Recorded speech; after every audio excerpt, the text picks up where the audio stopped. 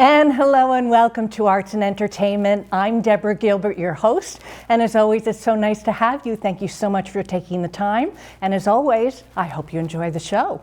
Well, we're going to highlight a wonderful theater based in Saybrook, Connecticut. You may remember that I've had them here before. It's the Saybrook Stage Company, And Terry Carigliano, the founder, is my guest. But we have another special guest with us today. It's Elizabeth Cohen, and she is the co-chair of Donate Life Connecticut. Donate Life CT is the website, and we're going to find out exactly what this partnership is all about, and I think you'll enjoy getting to know both of them very much. And Terry and Liz, thank you so much for being here. It's a pleasure. Oh, thank you for having us. This is fun. We've talked so much before the show started, I feel as if the show's already been completed. Terry, why don't we start with you? Liz, we'll come to you in just a second. Okay. Terry, why don't you tell us about yourself, take us into your background, tell us about the Saybrook Stage Company. Well, we started the Saybrook Stage Company about 14 years ago at the Cape, and we have 2 shows a year at the Cape in July and January, and this summer we hit the 25th show mark. Congratulations. So we've had a lot of fun with it, and it's really been a community, effort. So many people have given so much to help us to become, a quality theater on the shoreline. We're really so grateful, and we're grateful for opportunities like this.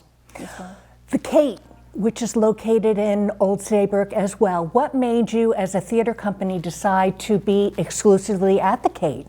Well, when the Cape actually began, they began organizing to have the Cape and build the Cape about 16 years ago, I guess. We had just moved into town, and I really always wanted to start a theater company, and I got involved in the Cape's, foundation kind of thing of working with fundraising and things like that. And then I just decided, well, this is probably the best place to start you can do. So it's a beautiful, beautiful home theater, and it's just a wonderful place to be able to bring theater to the shoreline. And Liz, a pleasure to have you, and we'll figure out what this wonderful partnership that the two of you are here for. But why don't you tell us about being the co-chair of Donate Life CT, and we will talk about Yale as well, which is where you are also based. What is Donate Life Connecticut all about? Sure. So Donate Life Connecticut is a nonprofit organization. We're actually celebrating our 40th anniversary this year in 2025. And really, it is dedicated to providing education to people of Connecticut on what it means to be an organ and tissue donor. It is a group of patients who've had transplants. It's a group of people who've been living donors, a group of transplant professionals, and also patients or family members who've actually had to make the difficult decision of donating their loved ones' organs. And so it is really just purely based on educating and what that means to be able to give the second chance in this gift of life. And how about your position at Yale? Tell us about that. Sure. So I am the manager of transplant quality, compliance, and outreach at Yale New Haven Hospital for the transplant department. What that really means is that I get to help coordinate a lot of the workflows for transplant and make sure that our transplant patients have the best possible experience. It's a stressful time imagining being able to have a chronic disease where you need to have a life-saving transplant where it's all dependent on some ways to chance if you actually get to have that life-saving procedure. And I get to be part of the team that really makes that happen for our patients. And Terry, why don't we talk about, for the people that are listening that say, oh my goodness, she founded a theater company, I'd like to do the same thing. How are the thoughts that you went through to start your own theater company? What did you do to do it? You just do it. I know it was the love of yours to do it. What was the procedure to get it to become a theater? I think just dedication, and you just keep going, and the more people that you gather, around with you, people are, honestly, I know this sounds corny, but I think people are like sent to us somehow. And over the years, we've just built this group of dedicated, wonderful, actors and builders and scenic painters, and it's just amazing what people have given, to be a part of this. I think it's really live theater is so important in so many people's lives, and I think this group around here just knows that, and I think it's just a wonderful thing to participate in. You brought 3 pictures. Before we start to talk about what is happening between the two of you, why don't we talk about the theater just for a second? You brought 3 pictures. I did. So why don't we see what they are, and then you can tell us what we're seeing. Okay. If we can show the pictures, that would be great. Okay, here we are in the back. Oh, okay. So this is a poster, actually, that was a gift to me from my husband this Christmas, and it highlights all of the Saybrook Stage past performances. Oh, it's so wonderful. Yes, isn't it? It's great. And then in the middle was Lost Lodge, our production from this summer, which was my first play, full-length play. We put it on at the Kate in July, and it was a great success. So it was really exciting time for me and for all the actors in it as well. Okay. And so that's over 14 years. This is our logo for the Tin Woman, our current play that is running at the Kate the 23rd to the 26th of January. And the reason we are together today is that it is about a true story of a woman who receives a heart transplant. And after she gets that transplant, she has some feelings of like, why me? Why am I so special that I get to live when someone else had to die? And the person that died, the donor of that heart, was a young man who had just died in a random, tragic, car accident. Somebody rammed into him or something, and he was just young and healthy and vibrant. And so the heart transplant recipient who is the Tin Woman, her name is Joy, and she just really thinks like, why am I still around? So she has this great idea that she should go visit the donor's family. And so all sorts of things ensue in that, and it's a challenge for the donor's family. And so I don't want to tell you too much more about it, but it sounds like it's a drama, but there are some poignant moments and certainly a few heartbreaking moments, but there are a lot of comedic parts in it as well, and characters that Sean Grennan, the author, has written in that are just so funny. So the balance is just so refreshing, and it's just at the end, it's just a very special emotion for the audience of how we're all connected to each other. And I think it's just so much fun to do a piece that has such impact, like, current impact today, what you can do to help other people, regardless of who you are, where you're from, we can all do it. Your last picture, what is this? So this is our wonderful cast of the Tin Woman, and some of the actors have been with us before, some are brand new, and it's just a great group. And I think the audience, especially in this one, all of them, but especially in this one, they'll really feel the chemistry between us all. And we've had so much fun doing it, and they are just so talented and willing to go the extra mile. I am so grateful to direct them and also be a part of it. I play Alice, the mother of the heart donor, and so that's my role in this one. You decided on the Tin Woman, why? I was looking for a contemporary piece, and I found it after doing a lot of different research on it, and it just kind of struck me. And I think it's a piece that can speak to everyone, and it's really sort of it is an emotional a piece, but I think it's just beautiful. And the young woman who plays the lead of Joy, Maggie Ann Gillette, is just wonderful, and I think everyone will really enjoy everyone's performance, but especially Maggie is truly standout in this. Your reason for bringing Liz with you today was why? I just think it's so interesting in this particular piece that we can bring live theater to people, and they in turn can do something that can be so helpful to other people. It's really a connectedness, and in today's world, I think so many of us don't feel connected at all. And I think, many of us are in our own little worlds, and, we don't even want to, maybe look at, other people or be a part of an audience. And that's a shame. And I feel that this piece really brings everyone together, and I think the audience is really going to be moved by it. And I hope many people you choose to be an organ donor after seeing it, because it's enlightened our cast certainly, and changed our minds about it. And I think many times that when live theater can do that, you're right there witnessing it. It's not just necessarily a TV show about it or a movie that might be sort of in a Hollywood. It's like right there in front of you. I think it's going to be very impactful for people, and they're going to love it. Liz, how was it when you received the call from Terry about coming on the show? Yeah.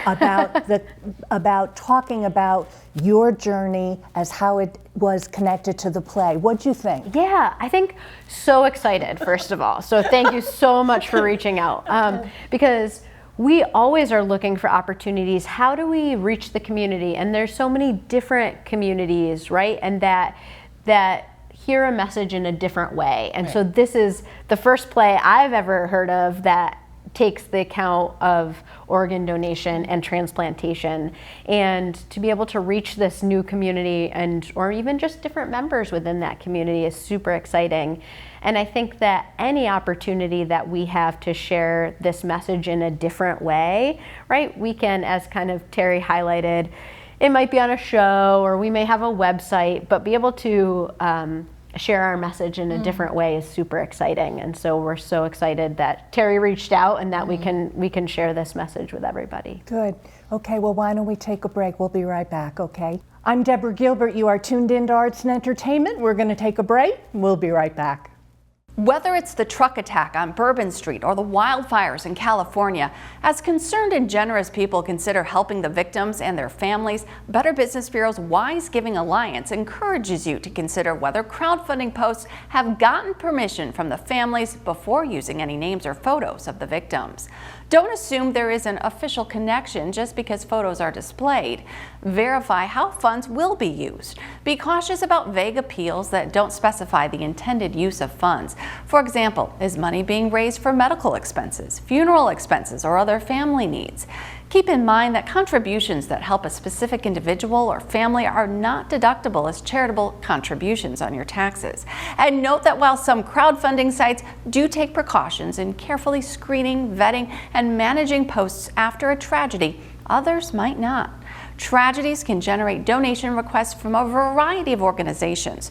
We urge donors to check out charities by visiting give.org to verify if the charity meets the 20 BBB standards for charity accountability.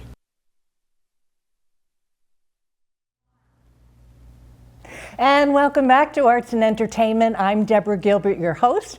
And as always, I hope you're enjoying the show, and thank you again for being here. We're highlighting the Saybrook Stage Company today. And Terry, you've decided on the Tin Woman. Liz, you're here to talk about donation. What we should do right now is talk about the websites, saybrookStage.org. What would the viewer find when they go there? Well, you can also see our past shows as well, but certainly our current show. It'll give you a direct link to the Kate where you can click on it, take you right there to buy tickets. And then it gives you a background of people, of yourself, of how you started it? It does a little bit, and it also gives you the background on the play and a little bit about the story as well. Okay. And how about donatelifect.org? What is that all about? Yeah, so that's our website that we really have an opportunity to highlight, and we've highlighted lots of different patients and family members. Our website has our mission and vision. It has our upcoming events. So things like we've had drag queen bingo events and fun. our annual garden party. But also on there is a lot of information about myths and misconceptions about organ donation, but also a lot of just videos of patients and family members within the Connecticut community who've been touched by organ and tissue donation and transplantation. And so those are just, again, another great way to see really what this means to the community in general. I think we don't know always about the people who are living with diseases where they need a transplant. They may be really scared to share some of that, and being able to kind of see firsthand someone else who may be like you. That's what our website does, is that brings it together for the Connecticut community. I think briefly what we should do is kind of educate them about our license and saying that we're an organ donor potential person. Tell us briefly what that means. Sure. So when you renew your license or get your license, my daughter turned 16 last year. She was very proud when she came home and she said, "Mom, I registered to be an organ donor." That's great. But when you can do it when you renew your license or at any time, but that in Connecticut it puts that little heart on your license, and that means that your intention is that if something happens to you, that means that your family, your loved ones, people who are making decisions on your behalf know that you want to be an organ donor. And so if the chance arises, that means that we can honor your wish to do that. You don't have to register to be an organ donor with that heart. There's other ways that you can do it. You can actually find a link on our website to be registered to be an organ donor. That's a national registration. So even if you're registered just in Connecticut, that can be accessed no matter where in the United States you are.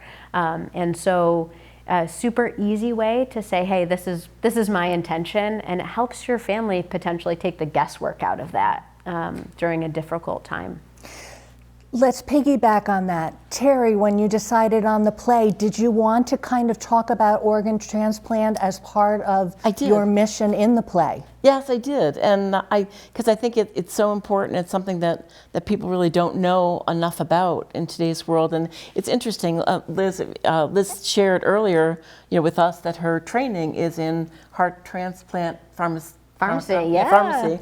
And it's interesting because in the play, there's a line that when the nurse is talking to the heart recipient, he says, well, you're starting off with 50 medications, but don't worry, we'll get you down to 20. And he's so excited. And so, I had no idea the number of medications that someone would need to go on, for example. And it's true, I imagine, right? Yes, it's very true. Yeah. It's very true. So maybe not 50 different meds, but 50 pills. 50 pills, definitely, right, exactly, that's possible, yeah. Yeah. And you had been a pharmacist and decided to move over to transplant. Is that a normal occurrence in the process of doing what you're doing now? Yeah, so not necessarily. I have an interesting kind of path, but I am a pharmacist by training, so I went to pharmacy school, and one thing that we can do is we can specialize in certain areas of medicine, and I loved transplant so much. I love the patient population. So cool. I love the team aspect. There's so many different members of the transplant team. So a surgeon, the physician, like the kidney doctor or the liver doctor, but also a dietitian, a social worker, nurses, care coordinators. I loved that team aspect of taking care of patients. And so ended up specializing in transplant and just ended up wanting to do more for the transplant world. So kind of my trajectory. But I think once you're in transplant as a healthcare professional, you're in it for life. Transplant is just one of those special fields that people who start practicing in it want to stay in it. And I think a lot of times people think of organ donation, with death, but there's also living donors too. Yeah. And I don't know that much about it, but I'd love to share. Thank you for asking about that. So that's an important mission for Donate Life Connecticut too, is to share what living donation means. So you can be a kidney donor. So most people are born with 2 kidneys, so you only need one of them, and so you can donate 1 kidney. But also at Yale New Haven Hospital, we actually also do liver living donors, so you can actually take about half of your liver. The liver regenerates to make the full piece again, but you can put that half in somebody else. It'll grow to a full-size liver essentially and save someone's life through living donation too. And so that's another super rewarding part of transplant. Have you thought, okay, here we are in January of 2025. Don't ask. No. Have you thought about July? Have you thought about your next play? I've thought about it. I'm not quite sure what we're going to do yet. There's something in the back of my mind that people have been wanting me to do for years is Auntie Mame.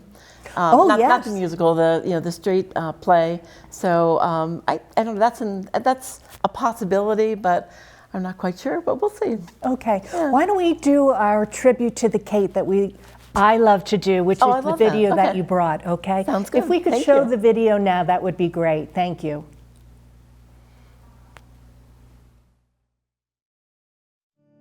People often tell us how grateful they are that the Saybrook Stage Company is part of the Shoreline artistic community, and we're so happy to be a part of the Kate and to be able to produce live theater in such a beautiful venue in the perfect New England town. But Saybrook Stage Company has given us so many things in return over the last 12 years. The friendships we've made and the professional connections and opportunities that present themselves to us just keep growing every year. We may run the Saybrook Stage Company, but the success of it is the combined efforts and passions of countless talented, energetic people. There's the actors, of course, but the people behind the scenes also put in hours of work that make it all happen. There are directors, set designers, lighting designers, set builders, stage managers, costume designers, hair and makeup designers, prop masters, and stage crew. And the local support of businesses in the area like the Ginty Group, who willingly donate rehearsal and set building space, and the Westbrook Ambulance Association. It's a labor of love for all of us. It's not always easy, but the rewards are something I never could have imagined when we produced Our Town all those years ago. We're so grateful to Brett Elliott and all the people at the Cape for their constant support of all we do. Each time we move into the Cape to build a set for a new show, there is such a warm feeling of community. If you're an artist that's lucky enough to perform at the Cape, it doesn't matter where you're from. LA, New York, Chicago, Hartford, or right here in our own backyard. While you're there, you too feel as if the theater's your home. Here's to you, Kate. I hope we make you proud. Okay, Terry, why don't you take a moment and tell us what we just saw? Well, there were some highlights from our past shows and just the wonderful people that we've worked with over the last 14 years and hope to continue to work with to bring theater to the Shoreline. And also your love affair, if you will, with the Kate. Is that why you made this?